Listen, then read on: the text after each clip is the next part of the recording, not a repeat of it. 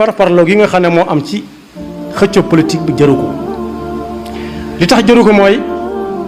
ñi nga xam ne ñoo yëngu ci politique ñu jafe xam lañ ndax li ñuy wax fikr muy idéologie neexatu cee xàmmee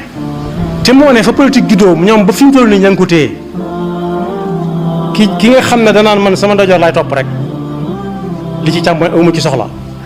boo demee ci réew yi nga xam ne dañ koo fonk ba léegi moom ki jaar ndajoor du mas a jaar càmmooñ mukk waaye ñi nekk càmmooñ yi duñ mas a dem ndajoor mukk ñenn ñi ne ñoom ci digg bi la ñuy nekk it duñ mas a jëm ndajoor duñ mas a jëm càmmooñ waaye da nga gis koo xam ne ndajoor la ci réew mi ak càmmooñ ñu àndandoo ñoom ñaar